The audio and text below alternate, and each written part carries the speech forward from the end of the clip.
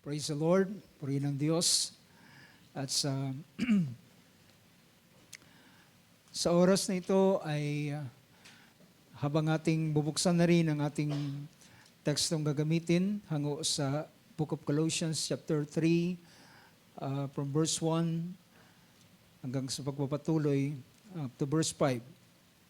So Colossians chapter 3, wika rito sa verse na ito at dito natin nanguin ang ating pag-uusapan. So sabi sa verse 1, Therefore, if you have been raised up with Christ, keep seeking the things above, where Christ is seated in the right hand of God. Set your mind on things above, not on things that are on the earth. Verse 3, For you have died, and your life is hidden with Christ in God. When Christ, who is our life, is revealed, then you also will be revealed with Him in glory. Verse 5, Therefore consider the members of your earthly body as dead to immorality, impurity, passion, evil desire, and greed, which amounts to idolatry. Praise God. Ang Diyos sa magpala sa mga binasa natin salita, sabihin natin amen. Purihin ng Diyos, mako po tayo sa oras na ito. Amen. So sa biyaya ng Diyos, ay muli narito tayo para sa gawain ng Panginoon at sa patuloy nating paglilingkod sa Kanya. At ito isa sa bahagi ng ating paglilingkod, ang patuloy na makarinig at makatanggap ng mga salita mula sa pamamagitan ng pangaral ng mga salita ng Diyos. So sa oras na ito ay nais kong magbahagi sa inyo ng isang kaisipan. At ang kaisipang ito ay mapansin natin sa last verse na ating binasa. Ay pinakita rito sa mga unang pangungusap ni Apostol Pablo, na sabi niya, therefore, sabi niya, yamang tayo sa pangungusap dito ni Paul, sabi niya, titingnan ko ulit dito sa Colossians, sa Book of Colossians, sa chapter 3. Ang verse na ito ay pinakita niya from verse 1 to verse 5, ay pinakita niya ang kalalagayan ng bawat isa sa atin na tayo ay mga nabangon o binangon na mag-uli kay Kristo Jesus. Amen ka sa amen to that. Ito ay sa pamamagitan ng kanyang pinakita ng Book of Ephesians chapter 2 na tayo ay patay sa kasalanan, nang tayo ay nasa kasalanan pa, ang kalalagayan ng tao ay patay. Whether we like it or not, yun ang kalalagayan. Hindi ito literal na patay, kundi ito ay katatayuan natin sa harapan ng Diyos. Kaya pinakita ng Banal na Kasulatan, bagamat ang tao ay nabubuhay at kung siya'y namumuhay sa kasalanan, ang kanyang kalalagayan ay siya'y patay sa harapan ng Panginoon. Pero pinakita roon ng Banal na Kasulatan ay tayo ay binuhay.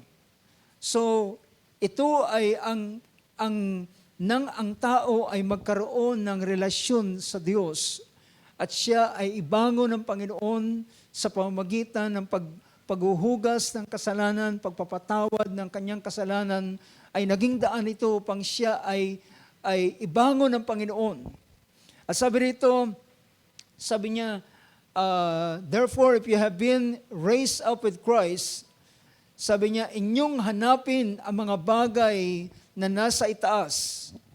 Ating hanapin, wika niya, ito yung payo ni Apostol Pablo sa Colossians. At kung inyong maalala, ang Colossians, ito isa sa mga tinatawag na prison epistle, o ito yung mga sa panahon ng isulat niya ito'y si Apostol Pablo ay nasa bilangguan.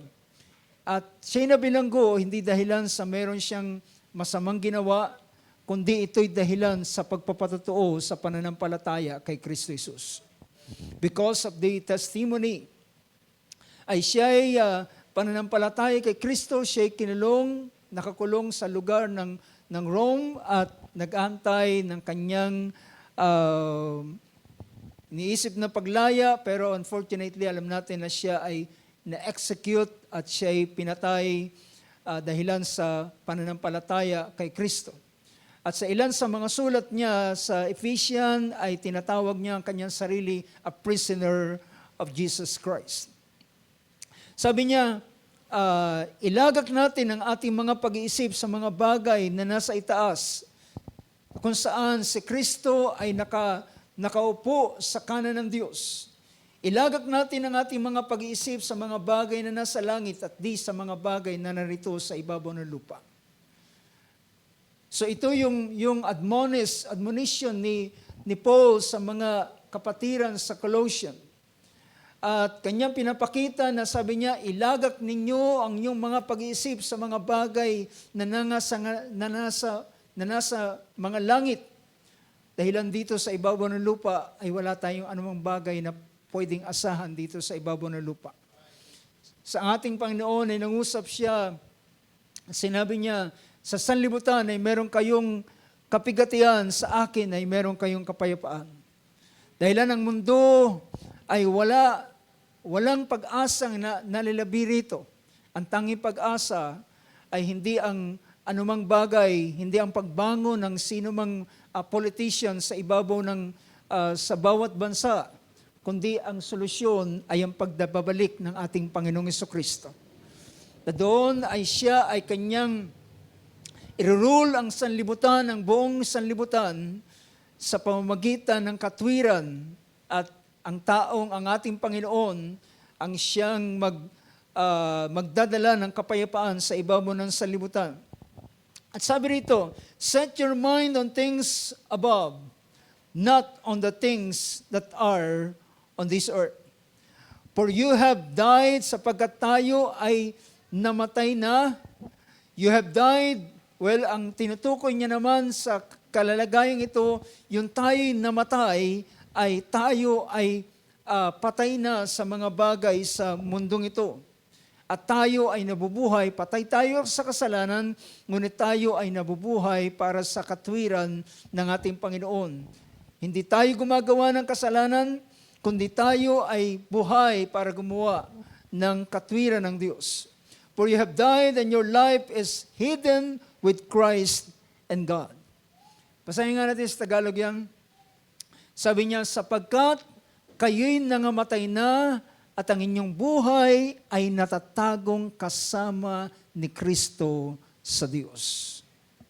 Ang ating buhay ay natatagong kasama ni Kristo sa Diyos. So sa ganitong kalalagayan, kung tayo ay ang ating buhay ay nakatago kay Kristo, well, ibig sabihin, anuman ang bagay na maranasan ni Kristo ay kasama tayong makakaranas nito. Diba?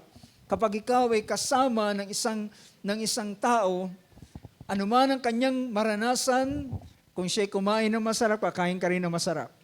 Kung siya ay pumunta sa isang lugar, ikaw ay makakasama. At alam nyo, ito ang siyang pag-asa ng bawat isa sa atin. At pinapakita rito na, sabi niya, ang ating buhay ay nakatago kay Kristo sa Diyos. Hidden with Christ and God. And sabi rito, when Christ, who is our life, kung si Kristo na siyang ating buhay ay mahayag nga rin kayo na kasama niya sa kaluwalhatian. So pinapakita rito na ang lahat ng mga bagay na naranasan ni Kristo, so sino man ang nakay Kristo, ang tawag ng banal na kasulatan sa 2 Corinthians chapter 5 verse 17, sino man ang nakay Kristo, sila ay bagong nilalang. So sila na nakay Kristo, sila ay bagong nilalang. Ang lahat ng mga bagay ay nagsilipas na at ang mga bagong bagay ay kanilang maranasan. Ngunit pinakita rito, when Christ who is our life is revealed, then you also will be revealed with Him in glory. Kayo rin naman ay mahayag sa kaluwalhatian na kasama niya. Now, pinakita rito ni Apostol Pablo na sa mga sulat niya na ang karanasan niya kay Kristo ay naranasan niya ang lahat, naranasan niya kung anong naranasan ni Kristo ay kanya rin namang naranasan. Well, nang si Kristo ay namatay, siya ay namatay na kasama niya. At tayo, ganun din naman ang mga mananampalataya na na kay Kristo, namatay na kasama niya. At nabuhay na maguli na kasama niya. Dahil kung hindi tayo mamamatay na kasama ng ating Panginoon, well, at tayo'y mabubuhay sa ating dating buhay, ito ay, ang kahahantungan nito ay kapahamakan at kaparusahan. Ngunit kung tayo ay nangamatay at ang ating dating buhay ay namatay at mayroong panibagong buhay na ibinigay ang Panginoon sa atin, at ang pinakahuling pag-asa na ating tinitingnan ay ang kaluwalhatian na mamamalas natin kapag si Kristo ay nahayag. Ngunit gusto kong bigyan ng pansin ang verse 5 dito. Ang verse 5 ay nagsabi, patayin nga ninyo ang inyong mga sangkap ng katawang na nasa ibabaw ng lupa. At tinukoy niya ang mga bagay na ito, sabi niya, ang pakikiapid, karumihan, masamang pita, masamang nasa, kasakiman, na iyay pagsamba sa mga Diyos-Diyos. Now, ang verse na ito ay nagpapakita, sabi niya, therefore, consider the members of your earthly body as dead. Sabi niya, inyong ituring o inyong ipalagay ng inyong mga katawan, ang sangkap ng inyong katawan ay patay. Well, ang pinapakita rito ay tayo ay nabubuhay, ang ating katawang ito ay para sa paggawa ng katwiran ng Diyos.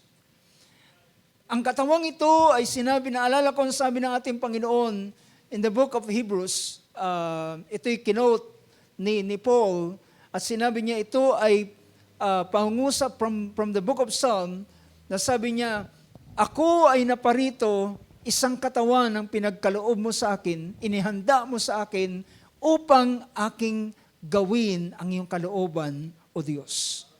So, ibig sabihin, ang katawan ng ating Panginoon nang siya'y dumating dito sa ibabaw ng lupa, the very purpose kung bakit siya narito sa ibabaw ng lupa ay para gawin ang kalooban ng Diyos. Para isakatuparan kung ano yung nilalayon ng Panginoon, ng Diyos para sa Kanya. At yun din naman yung ating kalalagayan ng ating mga pag-iisip, na ating i-calibrate ang ating mga kaisipan papunta kagaya sa kalalagayan ng kaisipan ng ating Panginoon. Na tayo ay narito sa ibabaw ng sanlibutan, hindi para sa kasalanan, hindi para sa kalayawan, hindi para sa anumang mga bagay, kundi para sa sa kalooban ng Diyos.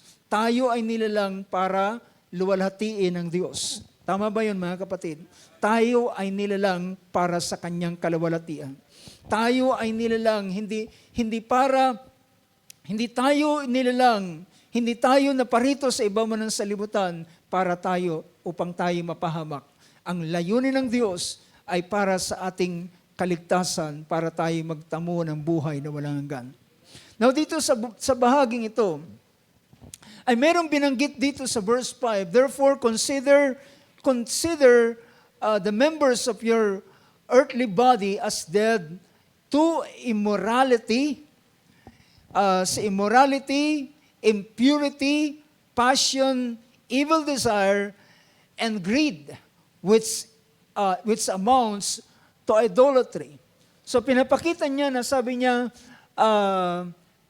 ituring ninyo na patay ang inyong mga sangkap ng katawang na nga sa ibabaw ng lupa, pakikiapid, karumihan, masasamang pita, masasamang nasa, at kasakiman na siyang pagsamba sa mga Diyos-Diyosan. Now, gusto kong bigyan ng pansin ang kaisipang ito about idolatry then and now. Gusto kong makita natin, mga kapatid, that there is a modern phase of idolatry sa ating panahon. Yung modern phase of idolatry. Pero titingnan natin dahilan ang pinapakita ng banal na kasulatan. Thank God, sa huling araw nito, tayo'y hindi na sumasamba sa mga Diyos-Diyosan. Can I say amen to that? Thank God na hindi na tayo, sabi ng banal na kasulatan, sabi ni Apostol Pablo sa Thessalonians, tayo'y tinawag ng Panginoon mula sa mga patay na gawa upang paglingkuran ang Diyos na buhay. At tayo ay hinango sa ganitong pagsamba sa Diyos-Diyosan,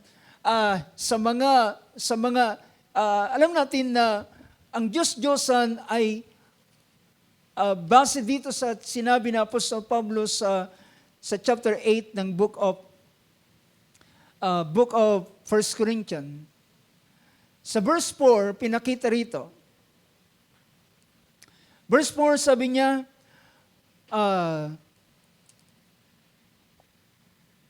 patungkol sa pagkain ng mga bagay na inihain sa mga Diyos-Diyosan, nalalaman natin na ang Diyos-Diyosan ay walang kabuluhan. Sa isang version ng NASB, pinakita niya, therefore concerning the eating of things sacrificed to idols, we know that there is no such thing as an idol.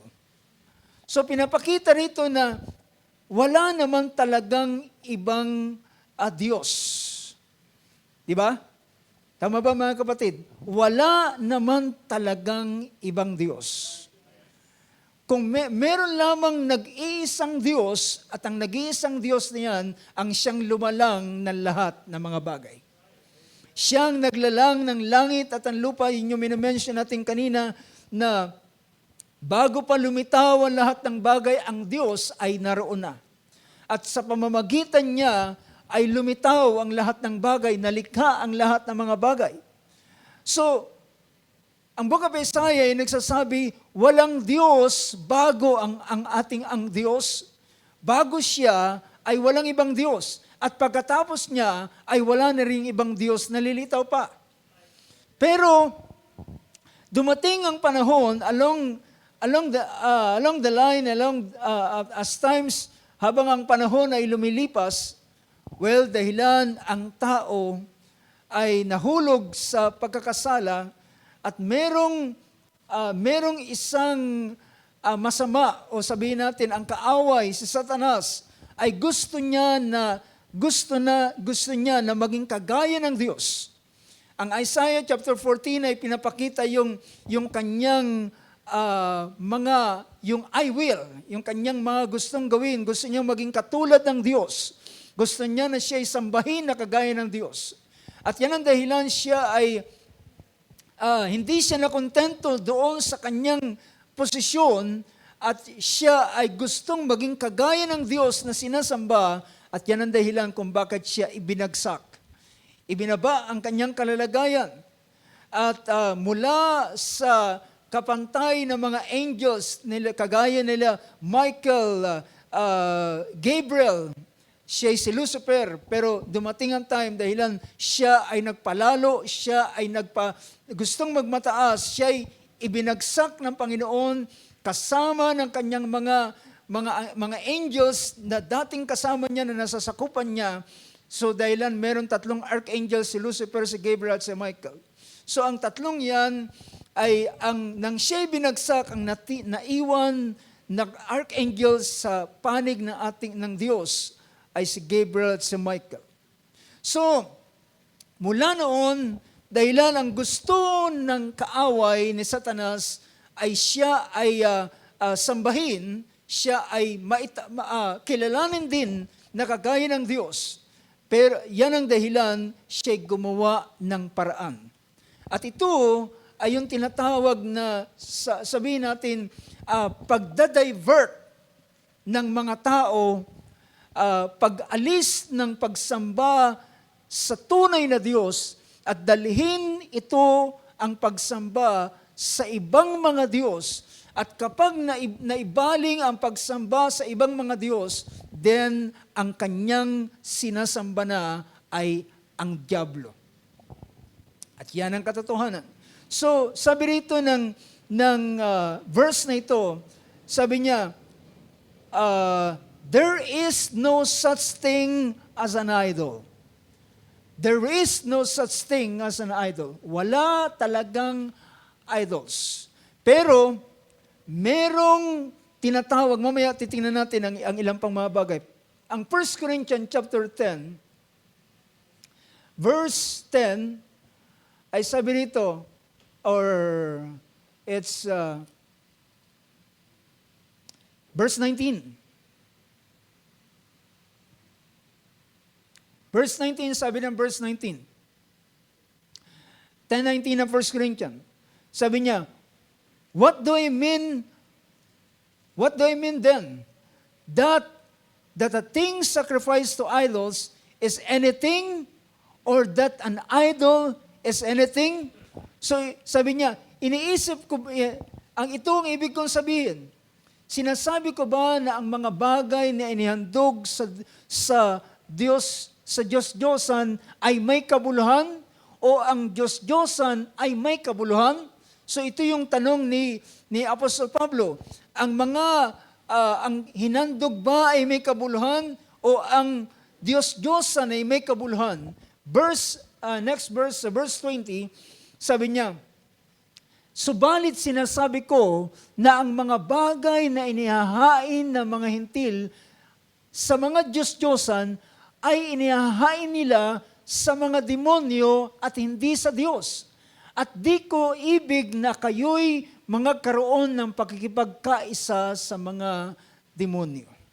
Now, makikita natin na kapag ang tao ay nabuyo o na siya ay sumamba sa ibang Diyos, hindi ang Diyos ang kanyang sinasamba. So, anumang diversion ng pagsamba na hindi na sa Diyos, ito ay sa kaaway o sa dyablo na ibibigay ang pagsamba. So, merong tinatawag na idea na sabihin natin na nagiging popular sa ating panahon ngayon na sinasabi nila, all religions leads to one thing. So iniisip nila na lahat ng mga relihiyon ay maglilid ito sa isang Diyos. Well, that's not true. Hindi yan ang katotohanan. Dahilan, ang ganitong kaisipan ay para papaniwalain ng tao na ang mga relihiyon na kanilang isinasagawa ay merong isang Diyos ang pinupuntahan. That's not true, mga kapatid. Pansinin niyo na lamang sa panahon ni Abel at ni Cain. Si Cain at si Abel, alam niyo ba na si Cain at si Abel ay sinamba ang iisang Diyos? Do you know that? Ang sinamba nila ay isang Diyos. Pero ang kanilang paraan ay magkaiba. Ang paraan ni Abel ito ay base sa instruction ng Diyos na ibinigay kay Adam. At ito ang ginawa ni Abel, ito ay ang pagkatay, kinuha niya ang panganay ng kanyang kordero at siyang kanyang pinaslang at kinatay at inihain sa Diyos. Ang dugo ay tumulo dahilan ito ay sumisimbolo sa tinatawag na coming redemption. Ang darating na redemption. Samantaling si Cain ay naghandog siya ng prutas, gulay, at lahat ng mga bunga ng kanyang pananim. At sabi ng banal na kasulatan, ang Diyos ay nagbigay ng respeto sa handog ni Abel, ngunit tinanggihan ang handog ni Cain. So ngayon, makikita natin, hindi lahat ng tinatawag na pagsamba ng tao sa Diyos ay tinatanggap ng Diyos. So makita natin dito, ang anumang inihahandog na hindi sa Diyos, ito ay hinahandog sa demonyo. At sabi ni Apostol Pablo, ayaw ko na kayo ay makapaghandog o maging kabahagi ng mga bagay patungkol sa mga demons, wika niya. Now, kung titingnan natin mga kapatid, yan yung tinatawag na idea, bakit nagkaroon ng tinatawag na pagsamba sa ibang mga Diyos. Because ito ay idea ni Satanas para i-divert ang mga tao at ang pagsamba. Kapag ito ay i-divert sa paalis sa Diyos at napunta sa ibang bagay, well, ito ay hindi na tunay na pagsamba. Ang ating Panginoon ay nangusap sa chapter 4 ng Book of John. Sa Book of John chapter 4, verse 24, ay pinakita niya, sabi rito, verse 23, sabi niya, the hour is coming and now is, when what? Na ang tunay, sabi niya, dumarating ang oras at ngayon na nga, nasasambahin ng mga tunay na mananamba ang Ama sa Espiritu at katotohanan. So pinakita na merong tunay na mananamba at merong tunay na pagsamba. Nakukuha niyo yung punto, mga kapatid. So merong true worshiper at merong true way of worship. So, pinakita riyan na sabi niya, at ang Ama ay naghahanap siya ng mga tunay na mananamba na siya ay sasambahin sa sa Espiritu at sa katotohanan. In spirit and in truth. At sapagkat hinahanap ng Ama ang gayon na maging mananamba sa Kanya. If the Father is seeking such worshiper, totoo ba na lahat ng mga relihiyon ay magdadala papunta sa isang Diyos? So ang ganitong bagay, pinakita natin na ito ay pagdadivert ng pagsamba sa Diyos papunta sa kaaway. So kung titingnan natin, merong tinatawag na nagkaroon ng tinatawag na mga idolatry, yung pagsamba sa mga Diyos. Now, ang ating Panginoon, kung titingnan natin, ang Exodus chapter 20, dito po nakasaad ang 10 Commandments. Dito sa 10 Commandments ay ang 10 Commandments ay nahati ito sa dalawang bahagi. Ang unang bahagi ay may kinalaman paano ang tao kikilala sa Diyos, at ang ikalawang bahagi naman ay paano ang tao makikitungo sa kanyang kapwa-tao. Sa verse 2, pinakita roon, sabi niya, ako ang Panginoon mong Diyos na naglabas sa iyo sa lupain ng Ehipto, sa bahay ng pagkaalipin. So nirecall ng Diyos, ako ang Diyos, ako ang Panginoon na naglabas sa inyo mula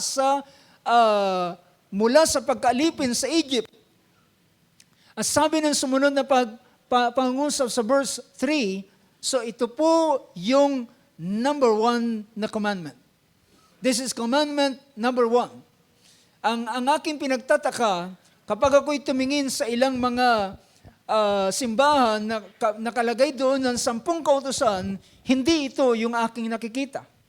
Kundi ang nakalagay doon, ibigin mo ang Diyos ng iyong buong puso at ilang pang mga bagay.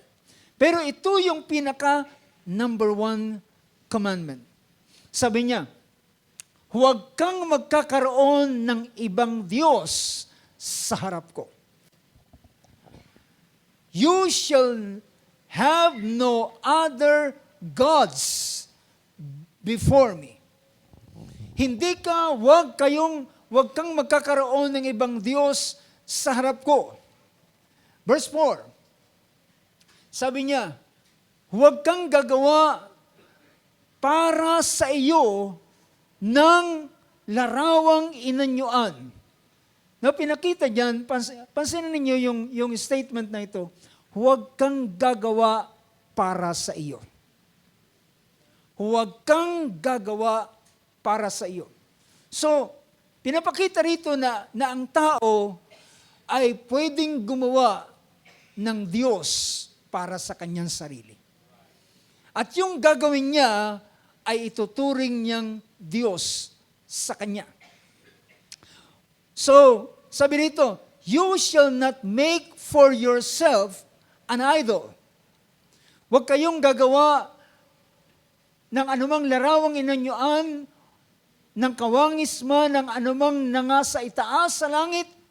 Ano yun? Mga anghel, mga araw, buwan, bituin. Sabi niya, o nang nasa ibaba sa lupa. Yung mga hayop, ano pa mang bagay na umuusad o kaya may 4 na paa na mga hayop.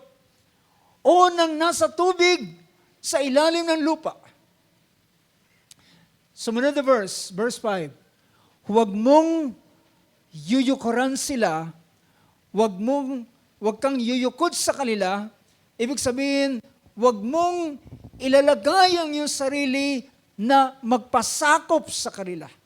Pag sinasabing pagyukod, pag-worship, pagbow, ay pagpapakita ng iyong pagiging kinikilala mo na you are a subject.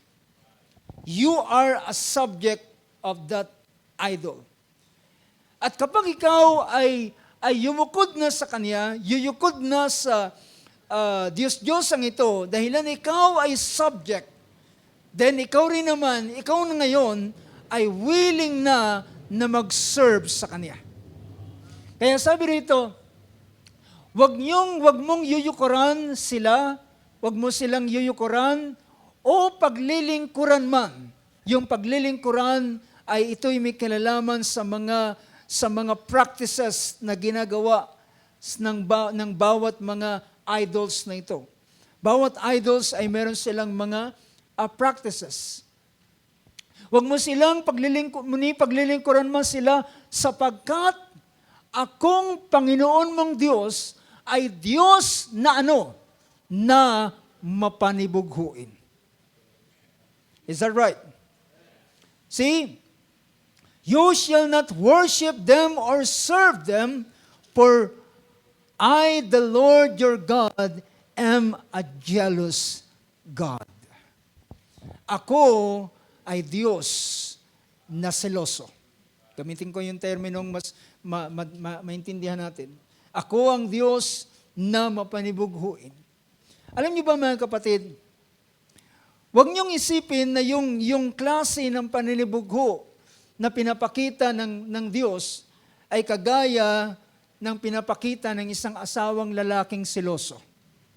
Well, sa isang bahagi ay may katulad sila, pero iba ang kalalagayan ng, sabihin natin, yung pagiging seloso ng Diyos. Alam niyo ba ang pagiging seloso ng Diyos? It is for your protection. Actually, ang isa sa concept ng tinatawag na paninibugho o pagsiselos ay ayaw kang mapunta sa iba. Diba? Yun naman talaga yung basically na makikita natin sa tinatawag na jealousy. Na pinapakita rito pero dito ang pinapakita ng Diyos ay ikaw ay kanyang pinoproteksyonan na ayaw kanyang mapunta sa iba, dahilan kung mapapunta ka sa iba, ikaw ay mapapahamak. Dahilan walang ibang Diyos na pwedeng magligtas sa tao. So pinapakita rito, alam nyo, ang isang, kung titingnan natin, ang pinapakita ng salitang a jealous God, it shows love and protection. Zealous, yung Hebrew word na jealous God dito, yung salita dito, ang isa sa pinapakita ng Hebrew word ay zealous, ay ito'y kagaya ng isang inahing ibon na naglalagay ng nest para sa kanyang mga inakay upang iligtas sila sa mga predator, sa mga maninila, sa mga kumakain. So ibig sabihin, nilalagay sila sa nest, sa isang protektadong lugar upang sila ay maingatan. So kagaya ng isang ibon will guard over and protect the nest and eggs from the predators. So yun yung idea ng salitang jealous. See, ito pala yung pinapakita ng salitang a jealous God. I am a jealous God because I am protecting you from the predators. Ang pinapakita ang agila kapag sila'y gumawa ng nest, ito ay dinadala nila sa pinakamataas na lugar upang walang sino man na pwedeng makasila o makakuha sa itlog o ano paman. So, pinapakita rito, meron pang isang kaisipan, man can guard over the family, wife, possessions in a positive way. So ito ay ang pagpapakita ng kanyang proteksyon. Bakit inilagay ng Diyos ang number 1 na utos na ito? Huwag kang magkakaroon ng ibang Diyos sa harapan ko maliban sa akin. Huwag mong yuyukuran sila, huwag mo silang paglilingkuran sapagkat akong Diyos na mapanibughuin. Yung salitang mapanibughuin, siya ay nagpoprotekta sa iyo. Naintindihan na ba natin, mga kapatid, the word jealous God? Sa ibang version, ginamit yung salitang, my name is jealous. Ang aking pangalan ay mapanibughuin.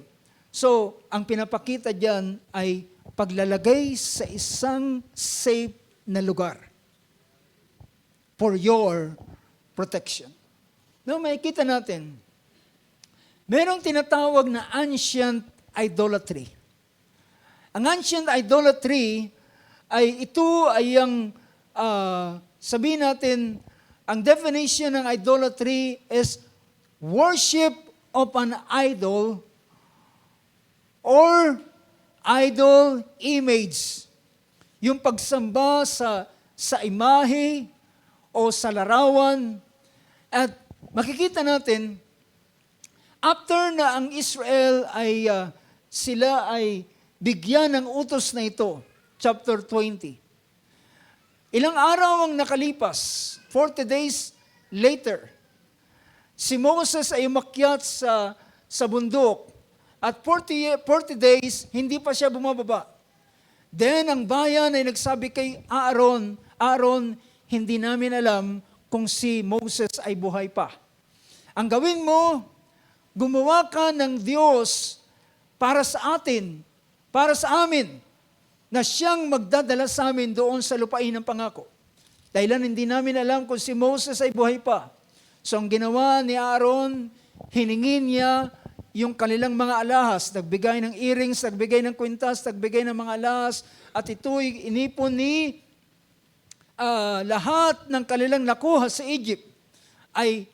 Ito yung mga nakuha nila sa Egypt, ay ginawa nilang, ibinigay nila kay Aaron, but I believe hindi lahat, kundi part lamang ang kanilang binigay, at yun ay tinunaw ni Aaron at sabi ron sa chapter 32 ng verse 4, verse 3, at ang lahat, ang bayan, chapter 32 na Exodus. Then all the people tore off the gold, yung kanilang mga ginto, yung kanilang mga lahas, at dinala kanila kay Aaron. Verse 4, sabi ng verse 4, sabi niya, at kanyang tinanggap sa kanilang kamay at niyari sa pamamagitan ng isang buril at ginawang isang guya. Yung guya ay kagaya ng isang baka na binubo, at kanilang sinabi, ang mga ito ang magiging iyong mga Diyos, o Israel, na nagsampa sa iyo. Sabi niya, this is your God. Sabi ka ng Ingles, this is your God, O Israel, who brought you up from the land of Egypt. So ito yung tinatawag na ancient idolatry, ay merong image, at ito ay pagsamba doon sa image. At ang Diyos ay hindi siya nagsabi na pag gumawa kayo ng image sa akin.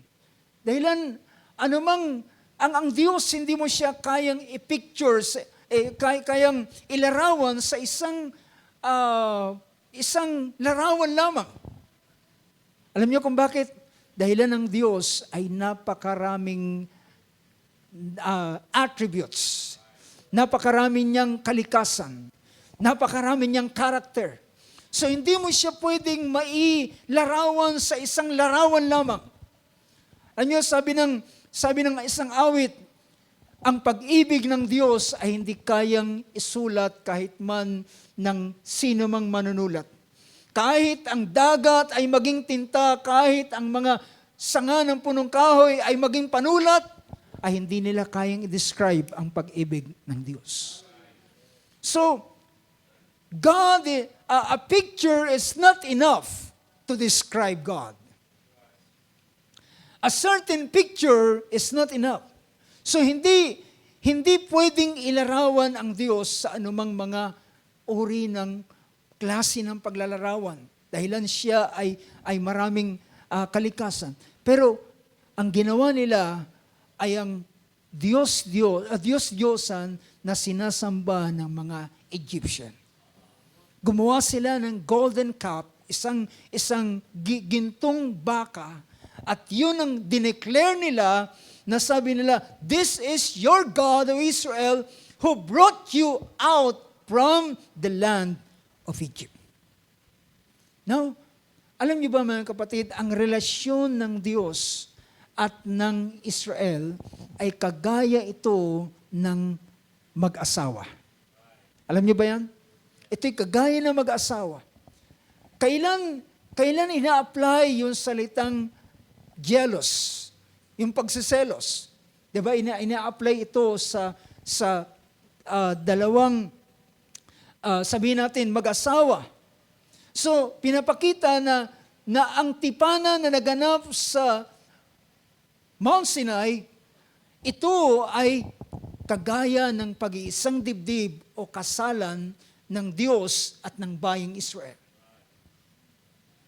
At kapag ang pagkilala ng Israel ng ibang Diyos, doon nila i-attribute na ito ang naglabas sa kanila sa pag-alipin, well, ito ang tinatawag ito. Kaya ang pagsamba sa ibang Diyos, ito ay ginagamit yung salitang pakikiapid. Diba? Fornication. Pakikiapid. Pagsama, yung pagsama ng babae sa iba, yun ang pinapakita rito. Dahilan ang asawa niya ay ang Diyos. Kung siya ay magkakaroon ng ibang mangingibig, well, ito ay isang napakabigat na klase ng kasalanan na pwedeng i-commit ng isang tao sa harapan ng Diyos. Dahilan kanyang tatanggihan ng Diyos at siya ay babaling sa ibang Diyos. At ang masaklap pa rito. Alam nyo, merong mga kasabihan. Sabi pa nga nila, ginagamit lamang yung ganitong termino. Kumuha siya ng kapalit ng kanyang asawa, ay mas worse pa, mas malala pa yung kanyang kalalagayan na kinuha niya doon sa kanyang asawa. Mga kapatid, can you imagine, ang kinuha nila ay Diyos-Diyosan, na walang anumang bagay na pwedeng gawin sa kanila. Hindi sila pwedeng gawa ng masama, ni hindi rin sila pwedeng gawa ng mabuti. Walang anumang bagay na pwedeng gawin sa kanila. At ang pinakamasaklap pa rito, mga kapatid, bawat idols at pag-worship sa idols ay meron silang practices. Meron silang ritual. Meron silang mga bagay na ginagawa. At yung practices na yun ay kasuklam-suklam sa harapan ng Diyos. Now, ano ang nangyari? Sabi rito ng sumunod na verse sa chapter 32, sa verse 5. Now, verse 5 sabi niya, at nang makita ito ni Aaron, ay nagtayo siya ng isang dambana sa harapan niyaon, at itinanyag ni Aaron at sinabi, bukas ay pista sa Panginoon. At sumunod na kinabukasan, verse 6, tama ba? Verse 6, at siya'y bumangong maaga ng kinabukasan, at naghandog ng mga handog na susunugin, at nagdala ng mga handog tungkol sa kapayapaan. At ang bayan ay umupong kumain at uminom at tumindig upang magkatuwa. Tingnan natin sa wikang English. Sabi na, so the rest, the next day, yung huling bahagi pinakita, and the people sat down to eat and to drink and rose up to play. You know, kung titingnan natin, nang si Moses ay bumaba, ang bayan, sila ay hubad. Alam niyo kung bakit? Dahilan kasama sa practices ng idol na ito na golden calf is sexual immorality. So, yan yung tinatawag na sabihin nating ancient idols. Ancient idolatry. So, kung ating bibigyan ng pansin, ang makikita natin sa Bible, there are so many, napakaraming mga Diyos-Diyosan na kinilala. Ang Israel, ito ay mga Diyos ng mga bayan, Diyos ng Kanaan. Ang Diyos ng Kanaan ay meron silang Molek. At yung si Molek ay para nila paglingkuran si Molek, yung kanilang anak ay inihahandog nila na susunugin. Dahilan iniisip nila na kapag nag-sacrifice sila ng mabigat na bagay, yung kanilang kahilingan ay ipagkakaloob sa kanila. So, ibig sabihin mga kapatid, ang bagay na pinapakita rito ay it seems na parang yung tinatawag na minsan, di ba, kapag yung tinatawag na parang blackmail, di ba? Meron kang bagay na gagawin at para ito hindi niya mapahindian, ito yung makukuha niyang kapalit. Dito naman sa ganitong klase ng pagsamba, sabi ng Panginoon sabihin natin sa Deuteronomy, ay pinakita doon na sabi niya, pagdating ninyo sa lupain ng Kanaan, ay huwag ninyong gagayahin ang mga practices nila, ang kanilang mga pagsamba sa Diyos-Diyosan. So merong Molek, merong Dagon, ang Philistine, merong Baal, Diba? Na ito ay iba-ibang mga klase. Si Baal ay kinikilala ng mga taga-Kanaan na he is a God of fertility and good harvest. So, at lahat, mga kapatid, lahat ng mga karamihan dito sa mga idols na ito, ang mga practices nila ay laging merong kasamang sexual immorality. So bakit ang mga tao ay nabubuyo sa ganitong bagay?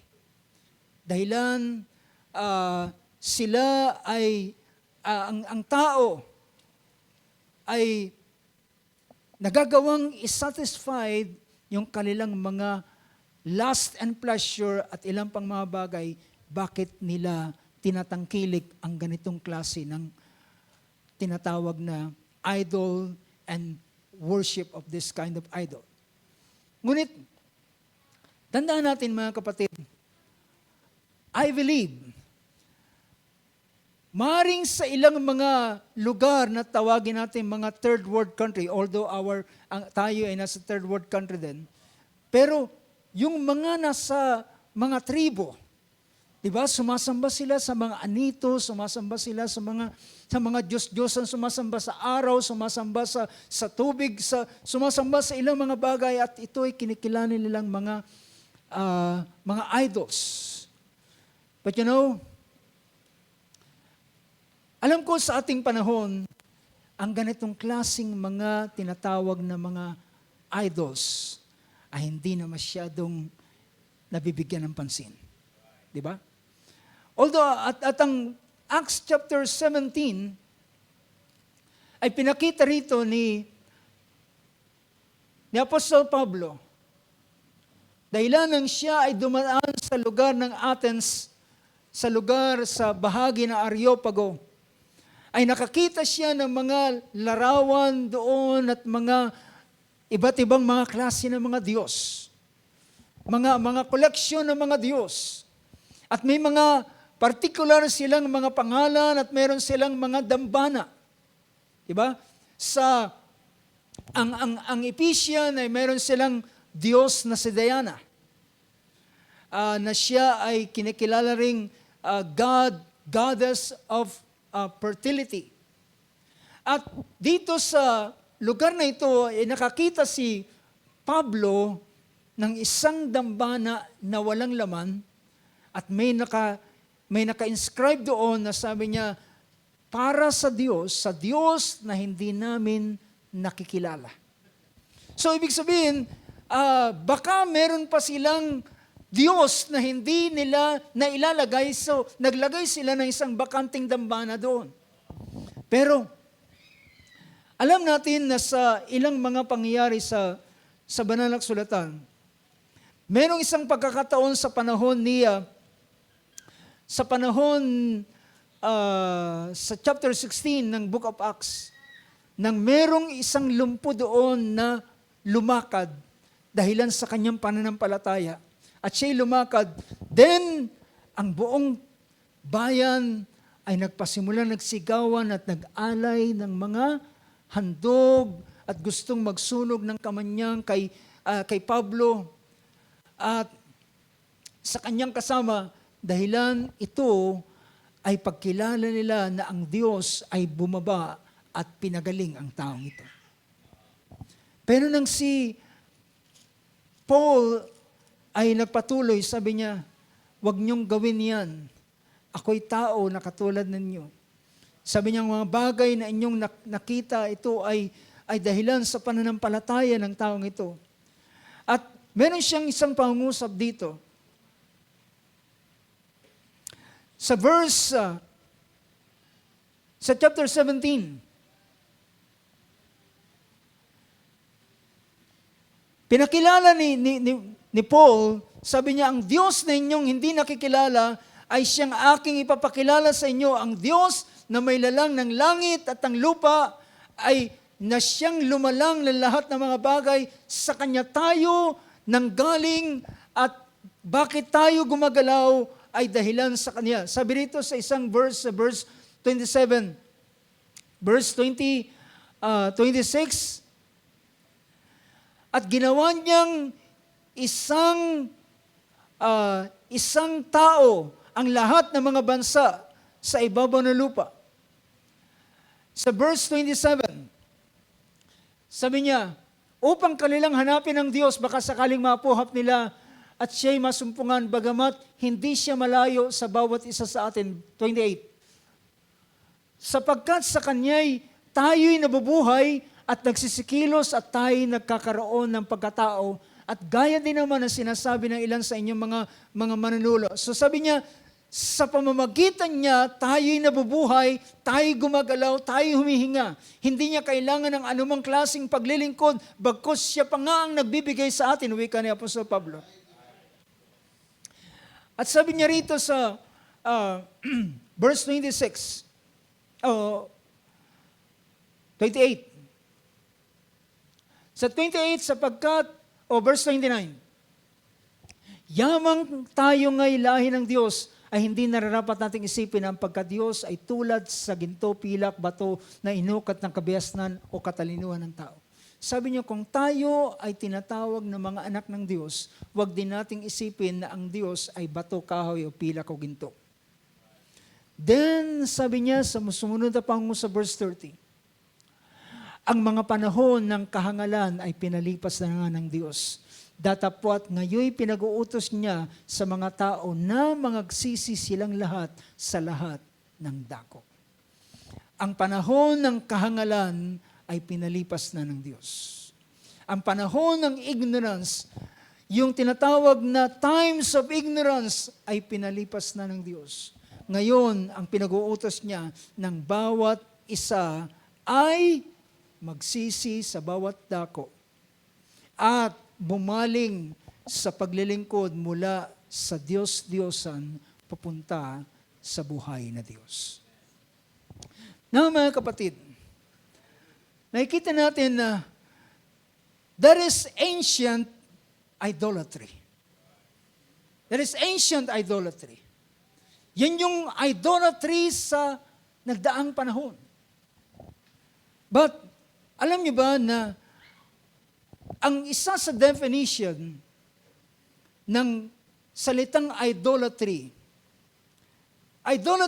is the worship of an idol, image, or anything other than the supreme deity.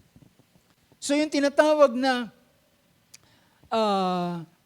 worship of an idol or image or anything other than the supreme being. So ang pinapakita, pag sinabing idolatry, ito ay ang pagkilala o pagsamba sa mga inanyuan o imahe o anumang mga bagay na higit o labas sa nag-iisa o kataas-taasang Diyos. Now, gusto kong pumunta sa Book of Romans. Sa Book of Romans ay nagbigay si Paul ng magandang definition ng idolatry. Dito sa chapter 1 verse 18 ng Romans.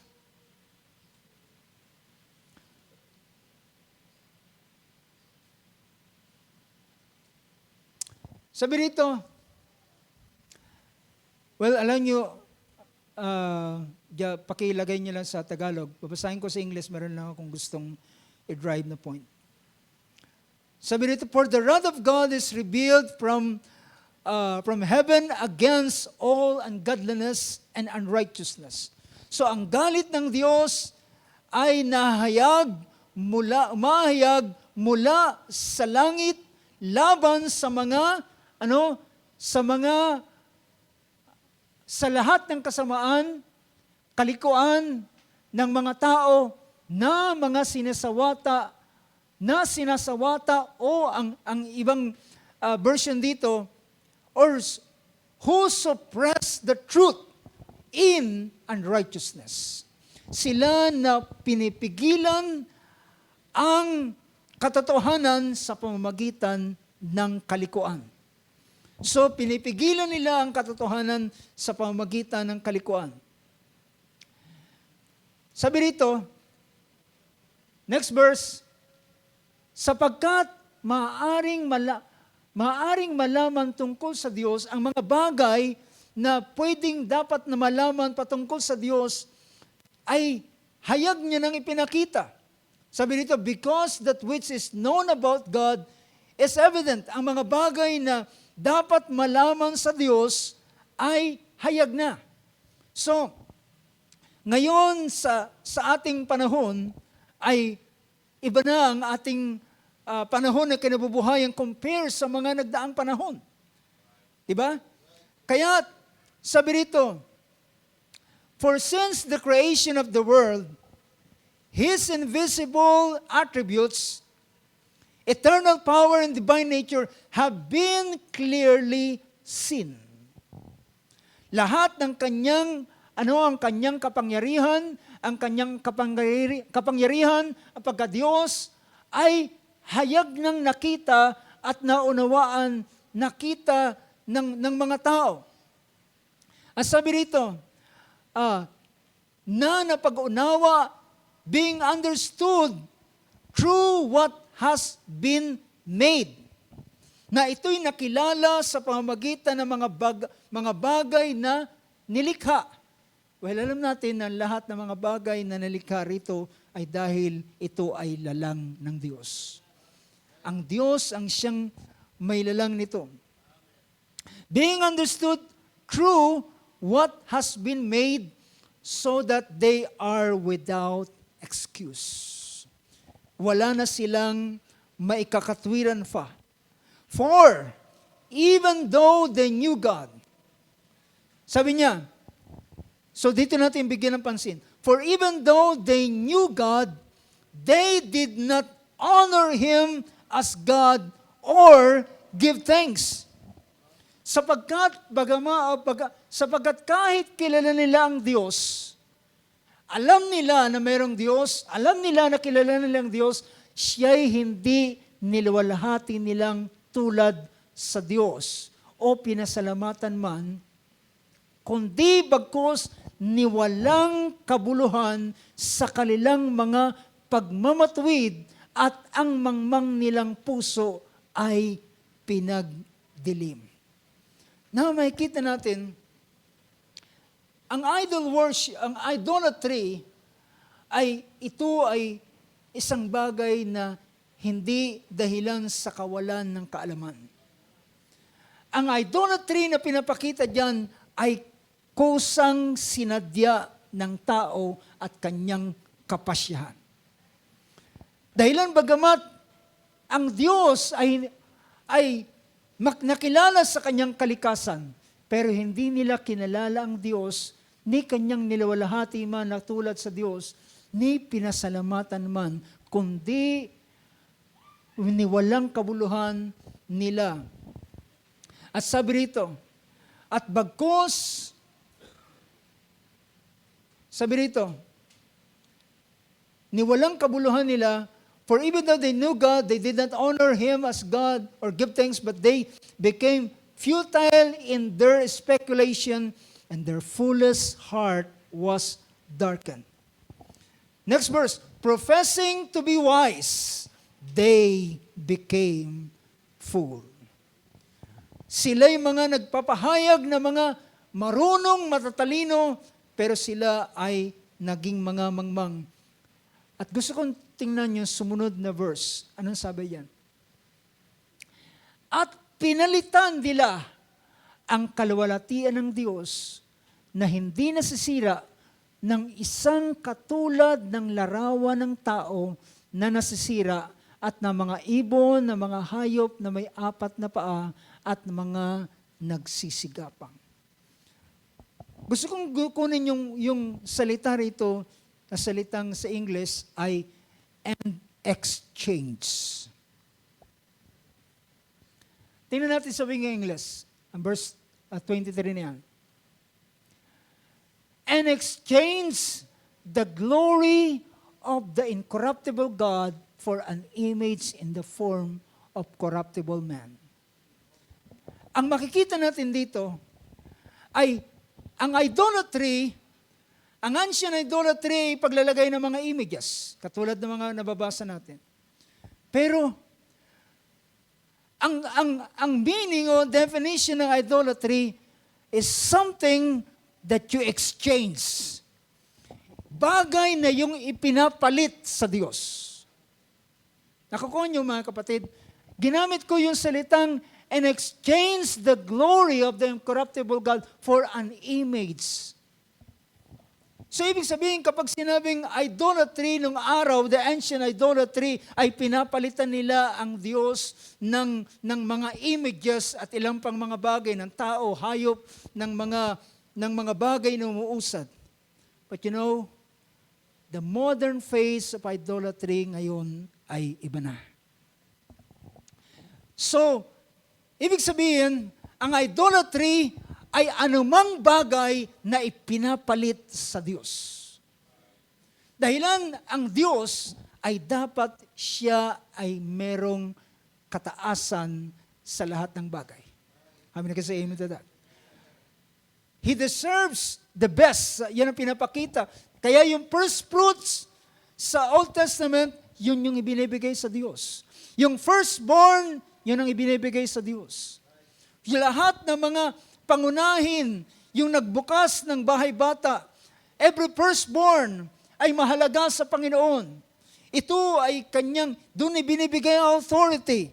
Doon ibinibigay ang double portion ng mana.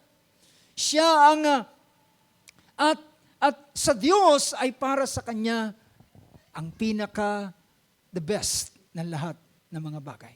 How many can say amen to that?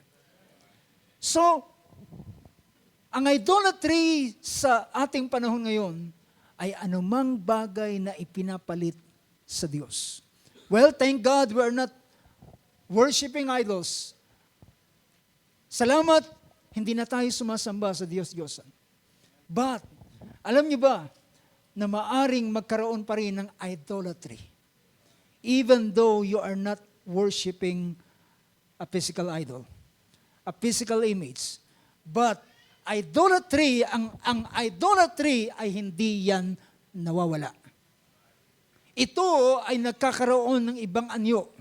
Ito ay nagkakaroon ng ibang mukha. But it's the same idolatry, whatever na ating ipapalit na kapalit sa Diyos. Nariyan ba kayo mga kapatid? You know, pansinin ninyo ang ilang mga bagay. So, ang Israel ay dumating sila sa isang pagkakataon na ang mga ginto, blessing na ibinibigay ng Diyos sa kanila, ay ginagawa nilang idol at kanilang sinasamba. Can you imagine that? Ang Diyos ang nagbigay ng ginto, ang Diyos ang nagbigay ng mga pananim sa kanila, kasaganan sa kanila, at yun yung kanilang ginagawa para ginagamit pagsamba sa Diyos, sa Diyos-Diyosan. Now, tingnan natin ang ilang mga bagay.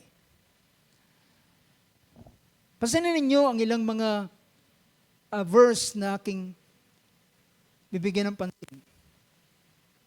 So, ang idea na aking pinapakita, idolatry ay anumang bagay na sabihin nating ating mas binibigyan ng halaga kaysa sa Diyos. You know, ang ating Panginoon ay nangusap dito sa aklat ng chapter 6, Matthew 6, verse 24. Matthew 6:24.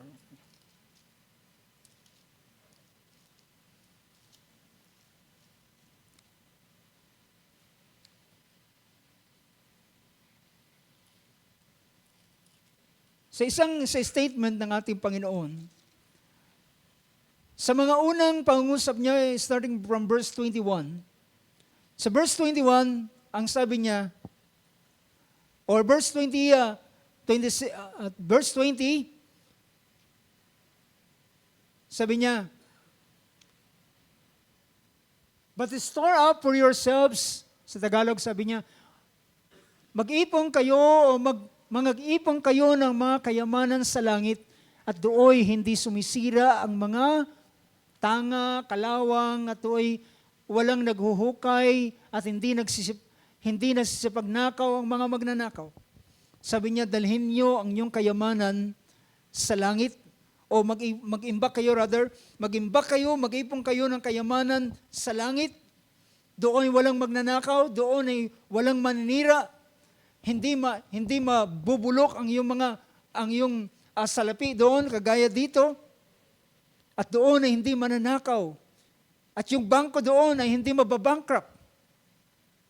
At sabi niya, verse 21, hindi ko muna bibigyan ng pansin ang ilang mga bagay.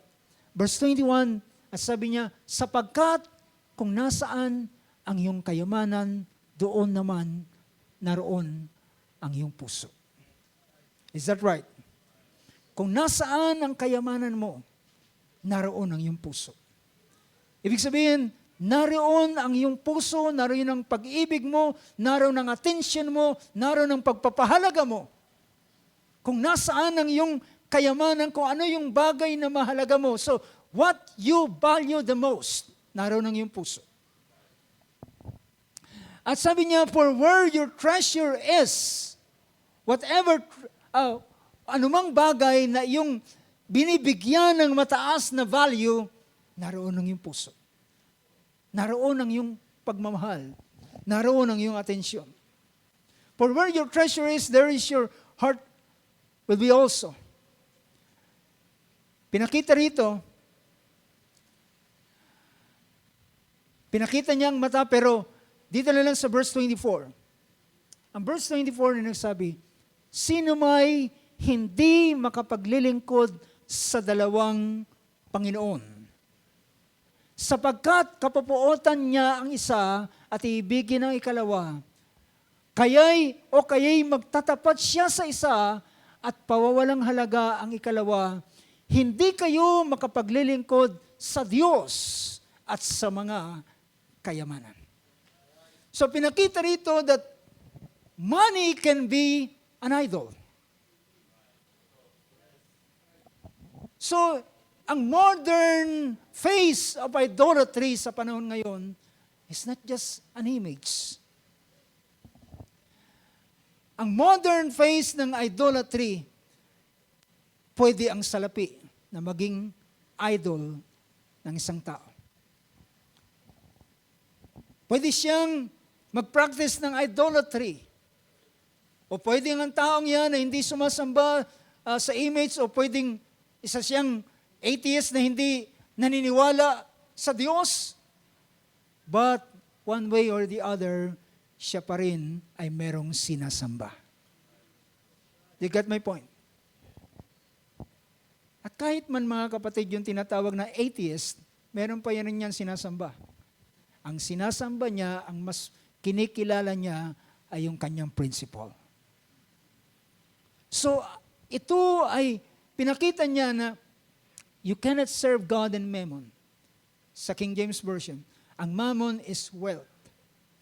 Pinakita ni Apostol Pablo sa sulat niya kay Timothy, sabi niya, the love of money is the root of evil.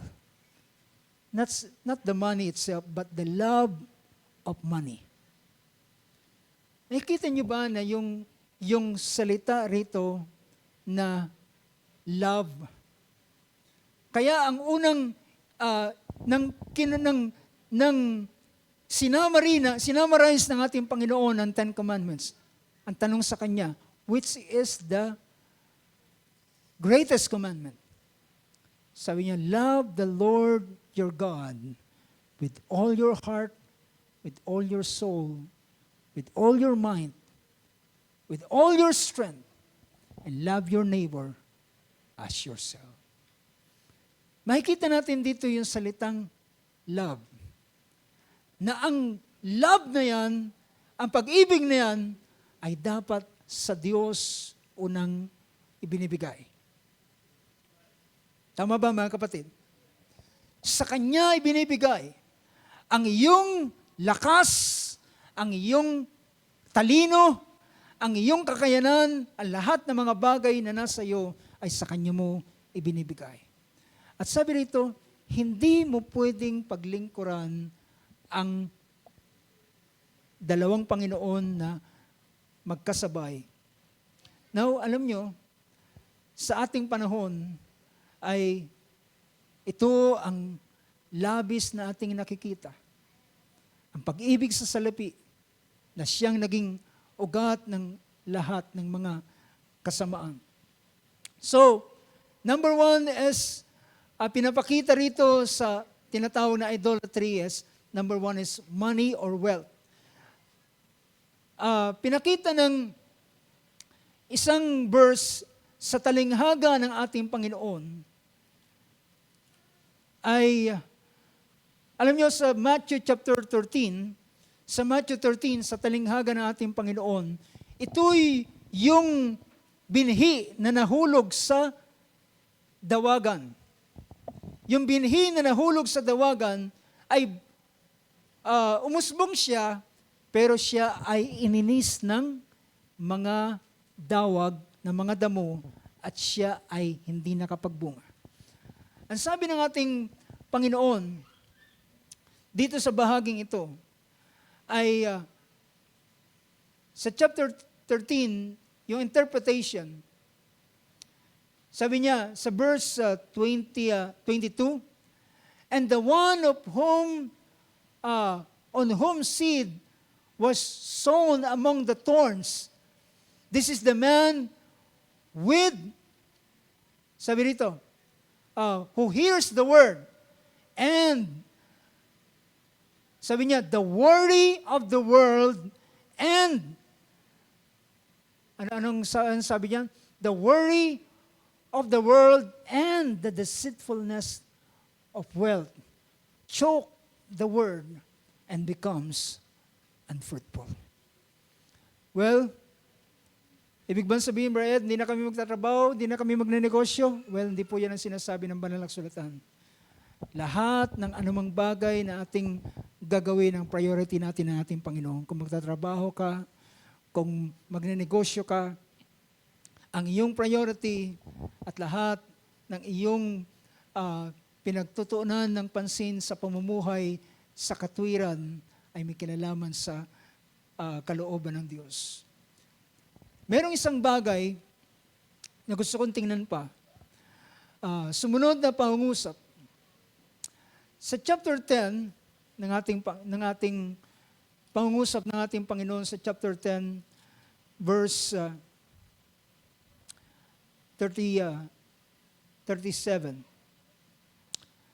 Matthew 10:37. Sabi riyan, he who loves father or mother more than me is not worthy of me. And he who loves the son or daughter more than me is not worthy of me. Now, pinapakita rito na kahit man alam nyo, isa sa naalala ko habang binabasa ko yung verse na ito, minsan si Abraham ay sinubok ng Panginoon. Alam nyo ba, alam natin kung anong pagsubok ng Diyos kay Abraham. Sabi ng Panginoon kay Abraham, Abraham, kunin mo ang kaisa-isa mong anak na yung pinakamamahal at yung iibig at dalhin mo sa lugar na aking tuturo sa iyo at doon ay handog mo siya na handog na susunugin. At si Abraham ay sumunod. To cut the story short, alam natin si Abraham ay sumunod. Dahilan, pinahalagahan niya at kinilala niya ang Diyos kaysa sa doon sa ibinigay ng Diyos sa kanya. Nakuha niyo po ito, mga kapatid. Pinakilala niya sa Diyos na mas mahalaga ang Diyos na nagbigay ng blessing kaysa sa blessing na ibinigay sa kanya. Minsan po, Nakakarinig ako ng merong isang ina na ang kanyang anak ay nakulong dahilan sa maling gawa. Pero dahilan gusto niyang ibigay lahat ng comfort sa kanyang anak, na kahit kung anong kailangan ng kanyang anak, kahit sa kulungan ay kanyang ibibigay, kahit ang babae ay ibibigay niya para lang sa comfort ng kanyang anak. You know, pinapakita rito na tayo ay may mas higit na pagpapahalaga sa Diyos nating pinaglilingkuran. Sa pang bagay,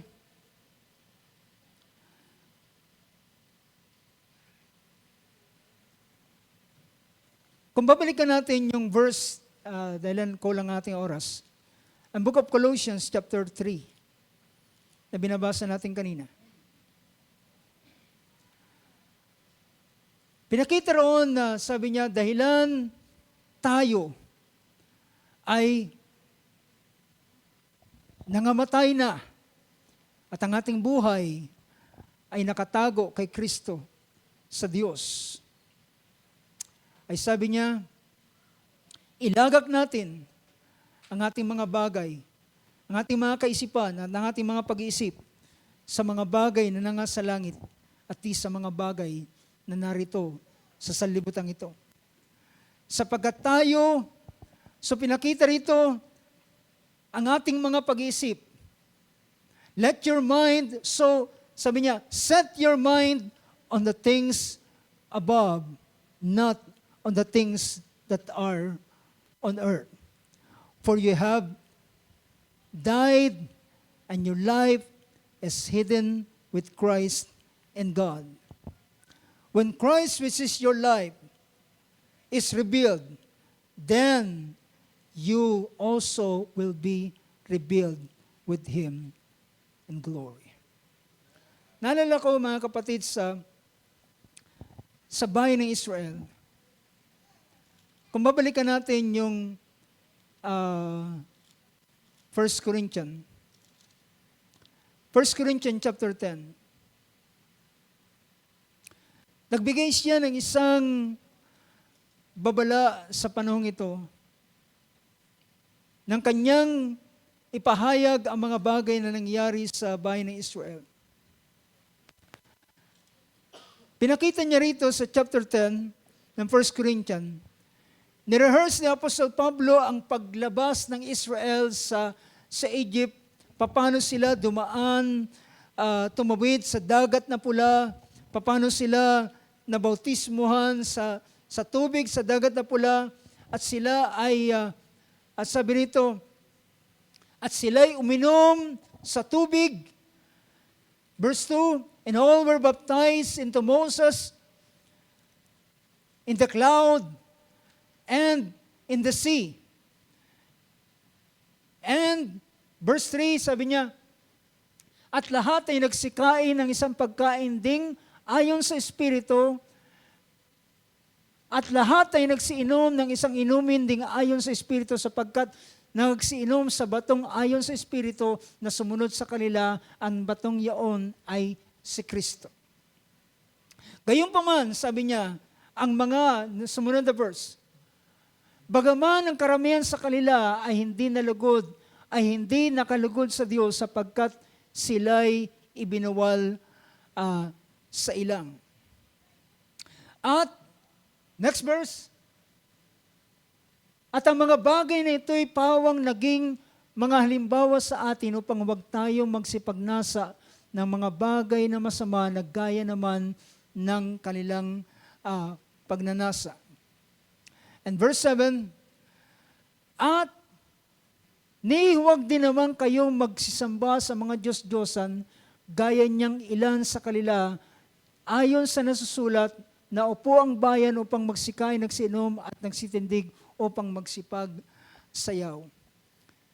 Merong ang isang bagay na pinakita rito sa Book of Numbers ay nang Israel ay mas kanilang pahalagahan yung kanilang appetite. Sinabi nila, mas mainam pa nang kami ay nasa Egypt. Dahilan doon nakakain kami ng masasarap na pagkain, naroon ang bawang, ang lahat ng mga bagay ay nasasatisfied sila. You know, ang ganitong paraan na pinakita ng Israel ay ay tinukso nila ang Diyos dahilan mas ninais nila na mas maging alipin sa Egypt kaysa ang sila ay narito sa ilang dahilan ang kanilang nakikita ay ang kasalukuyang nilang nararanasan na hirap at kasalatan sa pagkain. Ngunit, ang Colossians chapter 3 na pinapakita kanina, sabi rito sa sumunod na pangungusap, ang verse 5 ay pinakita niya, sabi niya, sa Tagalog tingnan natin, patayin nga ninyo ang inyong mga sangkap ng katawang na nga sa ibabaw ng lupa, pakikiapid, karumihan, masasamang pita, masasamang nasa, at kasakimangan, at siya'y pagsamba sa Diyos. And amounting, sa wikang Ingles, pinakita yung salitang, it amounts to idolatry. Pag pinag-usapan natin ang modern phase of idolatry, ay anumang bagay na inilalagay ng tao na binibigyan ng labis na pagpapahalaga kaysa sa Diyos. Dahil anumang iniibig ng isang tao, doon niya ay binibigay ang kanyang buong panahon, buong pansin, buong atensyon. At kahit man ang isa sa mga bagay na pinapakita rito, babalikan ko ang wikang English.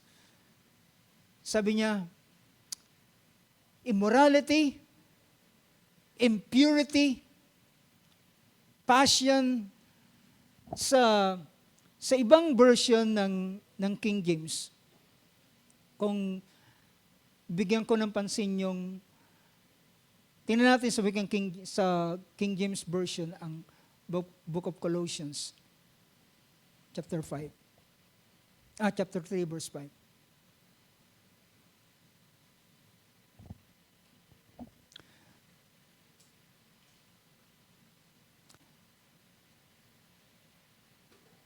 Ilan sa mga pinakita rito, unang pinakita niya is, mortify therefore your members. Ang tinatawag dito ay ating patayin ang ating mga sangkap ng katawang ito. Yung ginamit yung salitang inordinate affection, ang binibigyan ng pansin dito ay yung mga yung passion ng isang tao. Inordinate affection. Sa sumunod ay yung salitang evil concupiscence. At yung isang huling bahagi pinakita rito is covetousness. Ang salitang covetousness ay pinakita sa Book of Luke, there ay maraming form. Diba? Maraming anyo. Sabi ng ating Panginoon, keep yourselves from any form of covetousness, which is idolatry. Naalala kong isang pangyayari sa buhay ni David. At isa sa utos ng ating Panginoon ay huwag mong iimbutin ang asawa ng iba. At dahilan sa ganitong ginawa ni David, at ginawa niyang mas binigyan ng pagpapahalaga ang kanyang sarili. At ang Panginoon ay nagsabi sa kanya, dahilan iyong isinantabi ang aking kautusan, dinispise mo ang aking mga salita, ay dumating siya sa isang pangyayari sa buhay na in-expose niya ang kanyang sarili sa mga bagay na mga paggawa ng kaaway. Ang kanyang pamilya ay dumanas sa ilang mga kahirapan at ang kanyang pamilya ay dumaan sa maraming bagay. Na mga kapatid, bilang pagtatapos sa oras na ito, pinapakita lamang natin sa ating panahon ngayon, maring ang tao hindi siya sumasamba sa mga idols. Hindi siya sumasamba sa mga images. But, ang tanong ay, dapat ang idolatry ay hindi ito masumpungan sa kanino man. Not even especially sa mga mananampalataya sa huling mga araw nito. At ang kanilang pagbibigyan ng lubos na pag-ibig at unahin sa lahat ay ang Panginoon na nagbigay ng buhay. Ang sabi ni Apostol Pablo sa kanyang sulat sa aklat ng Galatia, sa chapter 3 verse 20 ng book 2 verse 20 ng book of Galatians. Ginamit niya ang pangungusap ng ganito. Sabi niya, I have been crucified with Christ, and it is no longer I who lives.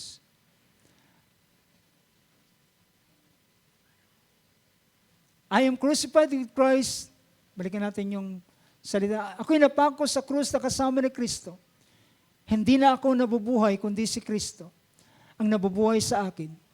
At ang nabubuhay na ikinabubuhay ko ngayon sa laman ay kinabubuhay ko sa pananampalataya. Ang pananampalataya na ito'y sa anak ng Diyos na sa akin ay umibig at ibinigay ang kanyang sarili dahil sa akin. Purihin ang pangalan natin, Panginoon. Tayo tumayo sa oras na ito, mga kapatid. Hallelujah.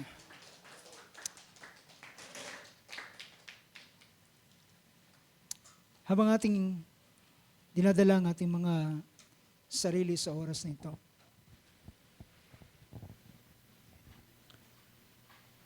ang Diyos ay patuloy na kahit man ang mga apostol ay nananawagan sila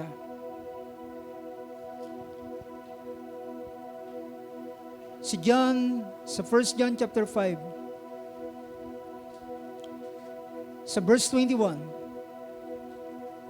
ay sinabi niya, little children, guard yourselves from idols.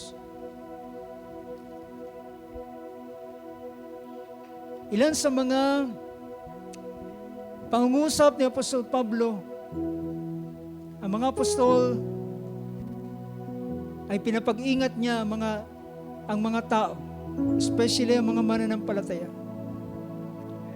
Ang book of Galatians chapter 5, doon ay binanggit ang tinatawag na mga gawa ng laman. At doon sa bahaging yon, just allow me bago tayo dumulog sa panalangin. Ang chapter 5 verse 19, ginamit dito yung the works of the flesh or the deeds of the flesh. The deeds of the flesh are evident, which are immorality, impurity, sensuality, and verse 20, ginamit din yung salitang idolatry, sorcery. So isinama ni Apostol Pablo yung tinatawag na idolatry sa mga gawa ng laman.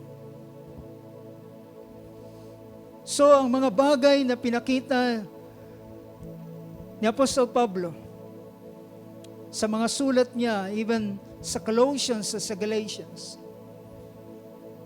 ang ating mga desire, kung meron man tayong anumang desire na dapat na paglaanan ng ating desire ay para sa ating Panginoon. Kung ang Diyos ay nagbigay ng utos kay Eve after the fall, your desire shall be to thy husband. Ang ating desire ay hindi sa mga bagay sa mundong ito.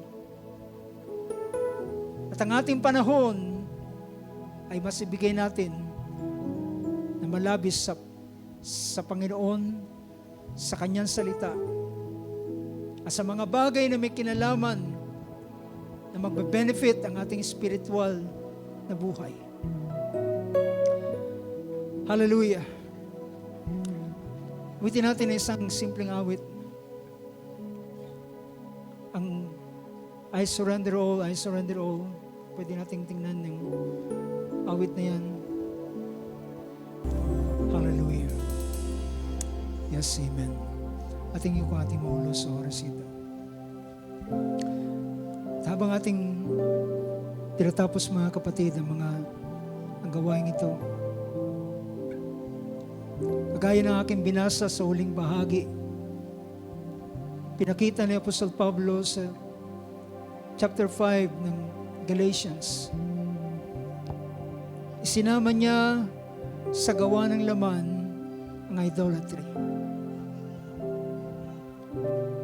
Pinapakita na ang ating buhay na kinabubuhay, si Apostol Pablo ay nagsabi, wala tayong utang sa laman para tayo mabuhay ng mga bagay para sa laman. Dahil kung tayo mabubuhay sa laman, tayo mamamatay. Dahil isa sa pinapakita ng ang mga gawa sa laman ng isang tao, yung mga sarili niyang desire at mga masamang desire sa kanyang sarili, ito ay binibilang at kasama sa kalalagayan ng idolatry. Dalangin ko, masumpungan tayo ng Panginoon na siyang nilalagay natin sa ating pangunahin sa ating buhay. Sabi pa ni ni David, ang Diyos ay aking nilalagay sa aking unahan. Siya aking nasa kanan at nasa aking kaliwa. Ako ay hindi makikilos. Nang ang Diyos ay ilagay ni David na pangunahin sa kanya, siya ay kinilala ng Diyos at sabi niya, nasumpungan ko si David, isang lalaki na may puso na kagaya ng Diyos. Amen. Tayo dumulog sa panalangin sa oras na ito. Amang Diyos, sa oras na ito, Panginoon, Lord, nagpapasalamat kami sapagkat niligtas mo kami. Binuksan mo ang aming mga puso at kaisipan at pagkaunawa. At aming nakilala ng mga Diyos-Diyosan sa sanlibutan at mga images, Lord, ay hindi tunay na Diyos. Ngunit, Lord God, iyo kaming patuloy na binibigyan ng babala, kagaya ng sinulat ni Apostol Pablo sa mga taga-Korinto. Sinulat niya sa mga taga-Galacia. Sinulat niya sa mga taga-Colossians. Sinulat niya sa mga taga-Roma. At kahit man si Apostol Juan, ay sinabi niya, ingatan namin ang aming mga sarili sa pagsamba sa Diyos-Diyosan. O Panginoon, niligtas mo kami at binigyan mo kami ng pagkaunawa at pagkakilala sa ganitong mga bagay. Ngunit sa kabila ng mga kapahayagan at pagbubukas ng kaunawaang ito, still, ang mga mananampalataya ay tinuturuan mo pa rin ng mga apostol na sila'y mag-ingat sa pagsamba sa Diyos-Diyosan. Dalangin ko, Panginoon, ikaw ang patuloy na magbukas ng aming mga puso at isipan sa uling mga araw na ito. At kagaya kung paano binigyan ng admonition ni Paul ang mga mananampalataya sa iba't ibang dako, na mag-ingat sa pagsamba at layuan at takasan ang pagsamba sa Diyos-Diyosan. Ay dalangin namin, Lord, sa uling mga araw nito na kami man ay aming takasan at aming ingatan ang aming sarili at gwardyahan ang aming sarili kagaya ni sinabi ng Apostol Juan, Panginoon, at aming ilayo sa ganitong mga bagay. O Lord God, patuloy na Ikaw ay nais naming ilagay sa unahan ng aming buhay, Panginoon. Maging pangunahin sa aming mga prioridad, maging pangunahin sa aming mga kaisipan, at magbigay ng aming panahon, Panginoon, sa iyo, sa iyong salita, sa iyong kalooban, sa pananalangin, hallelujah, at sa mga bagay na may kinalaman sa paglago sa aming buhay espiritual. At ilayo mo kami sa mga bagay na gawa ng sanlibutan, Panginoon. At kagaya ng tinuro ng aming Panginoon, ingatan mo kami sa masama. Lord, yan ang dahilan kung bakit tinuturo ng iyong mga lingkod. Dahilan ito ay protection mo sa bawat isa sa amin. Ito ay pag-ibig na iyong ipinamamalas sa bawat isa sa amin, Panginoon Diyos. Lord, maraming salamat sa iyong mga salita. Maraming salamat, Lord, sa iyong pagbubukas sa bawat isa sa amin. At aming pinapasalamatan ang lahat ng bagay na iyong dakilang gawa sa buhay ng iyong mga anak, Lord. Mauwi sa iyong buong pagpapasalamat at buong pagdakila sa oras na ito. Ito ay sa tanging dakilang pangalan ng aming manunubos sa aming Panginoong Jesucristo. Amen and amen. Praise God. As we sing once more the chorus, I surrender all, and nais kong bigay ang panahon sa ating MC sa pagtatapos.